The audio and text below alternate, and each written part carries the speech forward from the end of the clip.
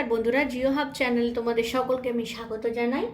তো বন্ধুরা, আজকে একটা সুন্দর বিষয় আলোচনা করবো, সেটা হলো রিমোট সেন্সিং বা জিআইএস এর একটা গুরুত্বপূর্ণ বিষয়।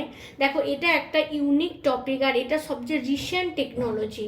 এর নাম হলো রিমোট সেন্সিং। দেখো, রিমোটের মাধ্যমে আমরা কি হয়, দূরে আমাদের টিভি থাকে কিন্তু রিমোটের মাধ্যমে আমরা সেটাকে কন্ট্রোল করতে পারি।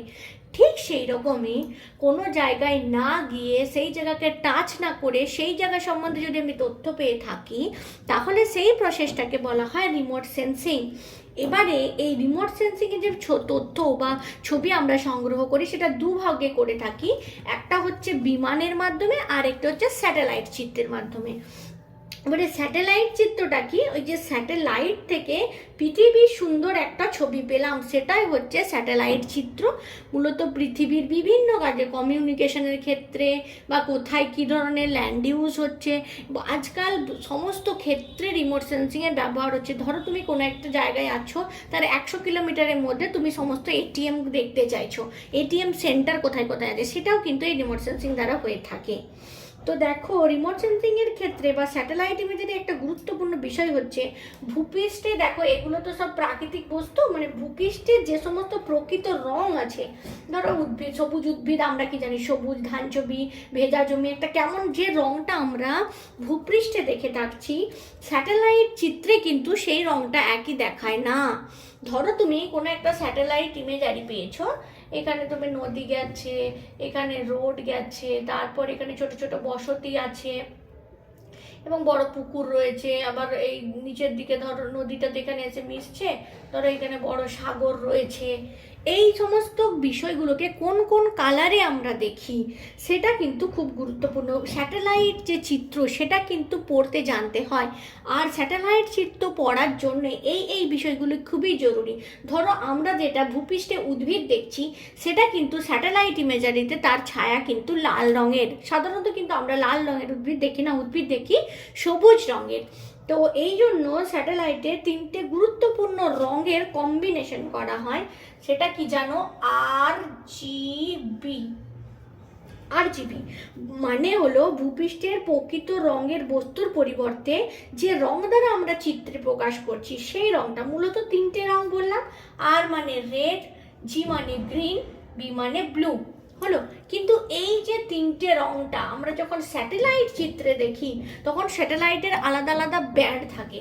সেটা কি, রেডকে দেখি নিয়ার ইনফ্রারেড ব্যান্ড দিয়ে, আর দেখো যেটা গ্রিন সেটা আসছে রেডে, আর যেটা ব্লু সেটাকে আমরা দেখি গ্রিন। এবারে এই 3টের কম্বিনেশনের মাধ্যমে আমরা কিন্তু বিভিন্ন রঙগুলো দেখে নেব, কোন কোন রং কি কি, মানে কোন কোন উপাদানকে আমরা কি কি উপাদান দেখি। এটা কিন্তু অরিজিনাল, আর এটা হলো স্যাটেলাইট চিত্রে আমরা যে ছবিটা দেখতে পাচ্ছি সেটা। তো বন্ধুরা দেখো, আমি প্রথমেই যে উপাদানটার কথা আসবো, সেটা হচ্ছে উদ্ভিদ। মানে ভূপৃষ্ঠের যে সমস্ত উদ্ভিদ, সেটা কিন্তু স্যাটেলাইট চিত্রে, যে স্যাটেলাইট চিত্রে এরকম স্কোয়ারে বা পিক্সেলে কালেক্ট করা হয়, সেটা দেখায় লাল ছায়া দিয়ে। এবার ধরো কোথাও সবুজ ধান জমি রয়েছে, আমরা ভাবছি সবুজ ধান জমি, সবুজ ধান জমিটা কিন্তু দেখাচ্ছে লালচে রঙের। এবার ধরো কোনো একটা জমি আছে, সেখানে কোনো উদ্ভিদ নেই কিন্তু জমিটা ভেজা, তখন কিন্তু তার রংটা হয়ে যাবে গাঢ় আকাশি। লাল মাটি, যেটা আমরা জানি লাল মাটি, ল্যাটেরাইট মাটি, সেটা দেখা যায় সবুজ রঙের। কেমন অদ্ভুত না, যেটা সবুজ রঙ সেটা দেখছি লাল দিয়ে, যেটা লাল রঙের দেখো সেটা দেখছি সবুজ রং দিয়ে, তাই না? এবার আসি গভীর সমুদ্রের কথা বা ডিপ ওশেন যেগুলো, সেগুলো কিন্তু ব্ল্যাক, কারণ ওরা কি ব্যান্ডটা শোষণ করে নেয়, যে রেটা আসে না সেটা জল শোষণ করে নেয়, তার প্রতিফলনটা ঘটে ব্ল্যাক কালার। এরপরে যে জলভাগ আছে, সেটা কিন্তু গাঢ় নীল রঙের দেখায়।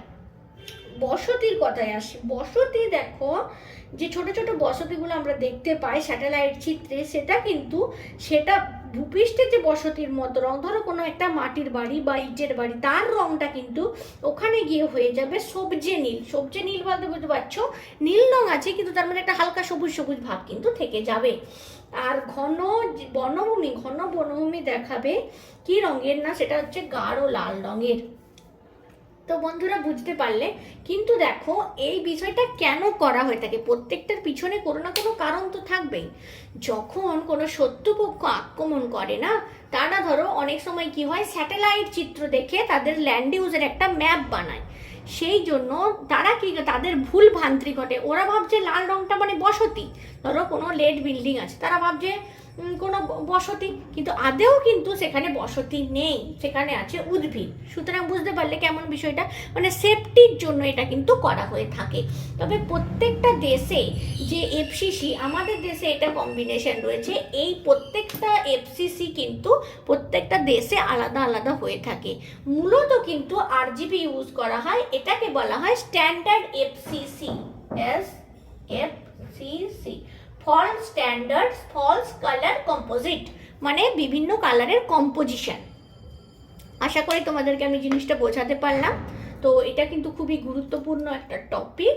আর যে নিউ টেকনোলজি, এটার দেখবে যে কোনো 9, 10, 11, 12 সমস্ত ক্ষেত্রে এটা একটা আলাদা করে টপিক দিয়েছে। তো এই টপিকে আমি এই বিষয়টা আলোচনা করলাম। তোমরা যদি চাও, আমার কাছে স্যাটেলাইট ইমেজারি আছে, স্যাটেলাইট ইমেজারির আমি ছবি দেখাতে পারি কেমন সেটা দেখতে হয় আর ম্যাপ কিভাবে পড়তে হয়। তো তোমরা যদি এরকম ভিডিও চেয়ে থাকো, অবশ্যই কমেন্টে আমাকে জানিও। তো ভালো থেকো বন্ধুরা, আর লাইক শেয়ার তো সাবস্ক্রাইব করার অনুরোধ তো রইল। তো ঠিক আছে, আসি বন্ধুরা।